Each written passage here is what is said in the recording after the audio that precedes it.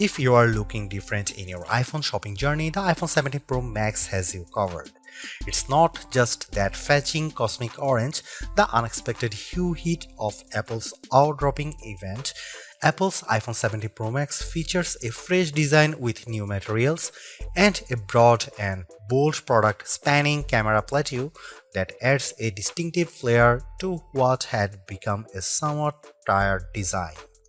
Inside, the changes are no less significant, from the powerful A19 Pro chip to the new vapor chamber supported heat management system, which enable enough performance to support every peak and valley of your experience. If you are fixated on cameras, the iPhone 17 Pro Max will not disappoint. There are now finally three 48-megapixel lenses that support a wide range of shooting styles. Perhaps the most notable of the three is the new 48-megapixel 4x optical zoom lens that also offers access to a sensor crop 8x zoom, which, thanks to selecting the center pixels from the larger sensor and an upgraded image pipeline, delivers some truly eye-popping photos. This is also an upgrade that makes a canny swap of titanium for aluminum a seeming downgrade, but one with some significant benefits, like the ability to apply that amazing new anodized orange finish and the ability to better distribute and dissipate heat. Finally, there's the price. It's the one thing you hope doesn't get an upgrade. And I am happy to report that Apple somehow held the line here. The iPhone 17 Pro Max still starts at $1,199 US. It's never been a cheap smartphone, but then this one is for the pros, and I think they will be very happy. I know I am. As for why you might buy the iPhone 17 Pro Max over the iPhone 17 Pro, that comes down to screen size, battery life potential, and the option to get up to 2TB of storage. Otherwise, these iPhones are identical. The iPhone 17 Pro Max was announced at Apple's eye-dropping event on September 9. Pre-orders began on September 12, and the phone arrives in stores and starts shipping on September 19. The iPhone 17 Pro starts at $1,199 for the model with 256GB of storage, with that price rising to $1,399 for 512GB of storage, $1,599 for 1TB storage, and $1,999 for 2TB of storage. The later configuration represents the largest storage capacity of any iPhone ever. Apple is likely getting undue credit for not raising the price of the base model iPhone 17 Pro Max.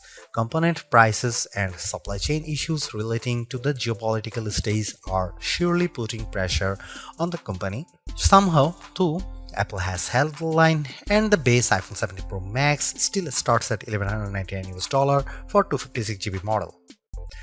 The only difference in pricing comes into play when you stretch to the phone's new upper tier of 2TB, which is only available with the Pro Max model.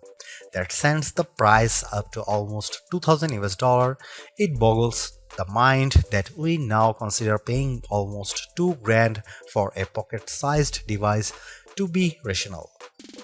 On the other hand, this is a true pro-level smartphone that, based on my tastes, is probably ready for pro photography and videography tasks, and when you put it like that, it might seem like a bargain.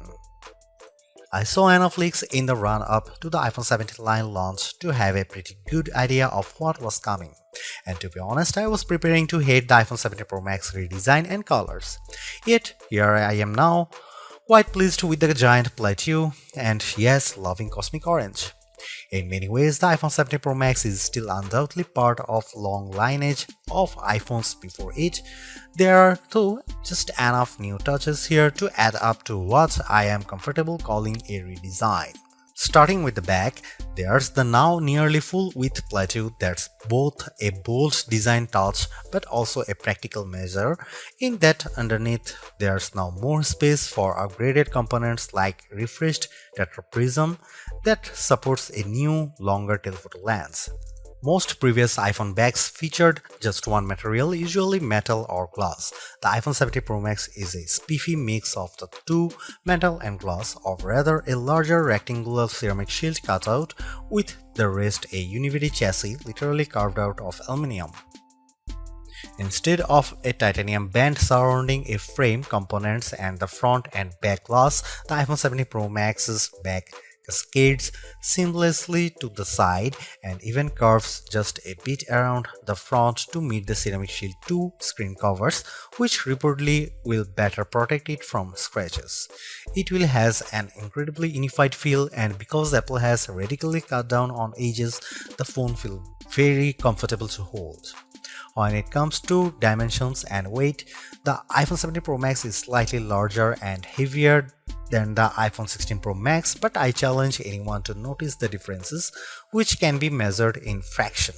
The iPhone 17 Pro Max is 163mm tall by 78mm long by 8.75mm thick and weighs 233 grams. By contrast, the iPhone 16 Pro Max was 163 by 77.6 by 8.25mm and weighed 227 grams. This year there are no new buttons to contend with. Along one edge we have the long power and Siri button, and below it camera control. Opposite them is the action button, and below that a pair of volume buttons. There are small differences along the shorter edges. On top, an antenna cutout is now visible, and on the bottom the pair of speaker grills appear larger. If you want to lie the phone flat, you will have to place it screen down. Even though the back plateau is nearly the full width of the phone, the tri-camera array still bumps out even further, and between this and the wide metal bump, this phone lies on its back at a slightly more extreme angle than the iPhone 16 Pro Max. The switch from titanium to aluminum provides not only some useful heat management and energy efficiency benefits, it's also opened the door for anodized color options. I don't know where Apple got the idea for cosmic orange, but I actually love it. It's bold without being garish. There's also silver and the very deep and inky deep blue.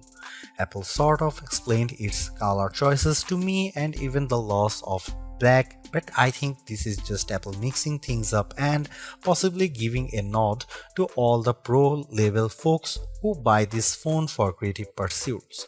Orange is a color that will get you noticed. iOS 26's liquid glass interface might lead you to assume there has been some radical display overhaul, so much glow, shiny and artificial transparency. However, that would be mostly wrong. The platform update does change the look, but it's all still working with the same materials. The iPhone 17 Pro Max's expansive 6.9-inch Super Retina XDR OLED is largely the same as last year's, featuring a resolution of 2868 by 1320 pixels for a density of 460 ppi.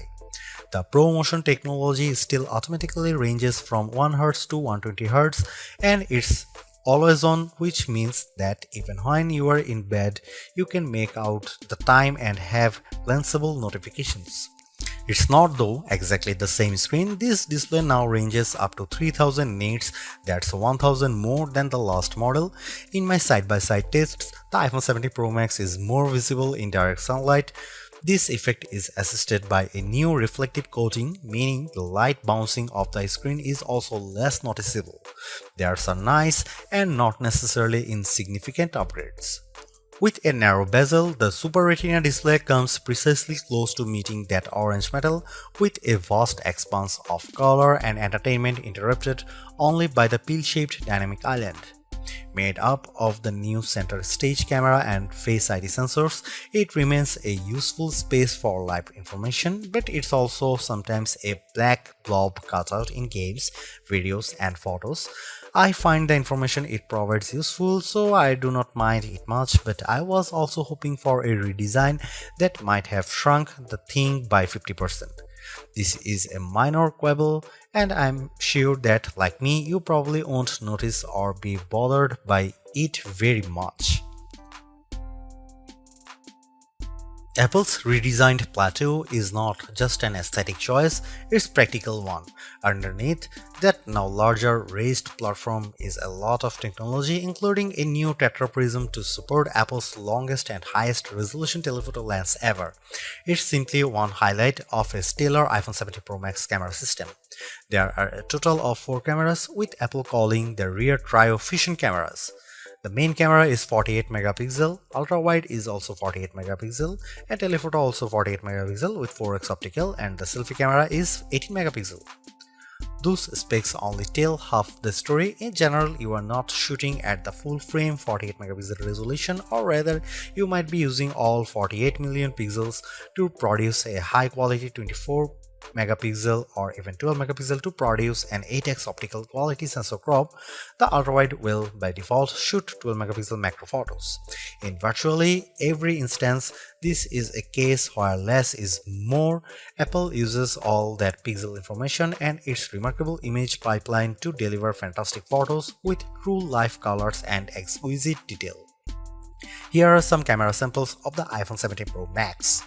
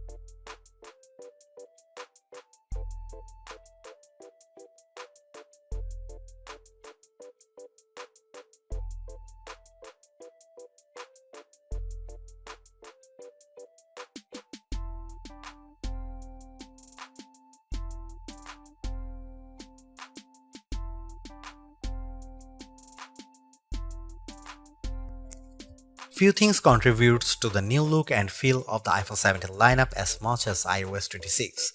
Liquid glass adds a translucent sheen to almost every aspect of the platform, and mostly it's gorgeous. Apple has done an excellent job of programming pixels to look like glass. Sometimes though, the transparency is overdone and I struggle to make out some interface elements. Think of it this way: when you can see through one element to view another, it can occasionally increase the overall clutter and make some things visually confusing. For example, when you swipe down on the screen to access global search, the search box still faintly shows what's behind it, which makes what's on top of it, what you are typing, a little harder to read. It's small issues that Apple could easily address in the next iOS update. In some cases too, like the new first-party app icons, control center, and dock, iOS 26 is a welcome update that gives everything a little polish without throwing out the most recognizable elements. Apple Intelligence gets a few updates, like live translation and the ability for images captured through visual intelligence to be transformed into calendar entries. I played a bit with Genmoji and Image Playground to experience those upgrades, but they are mostly minor and I still await the fully featured Siri that Apple has promised.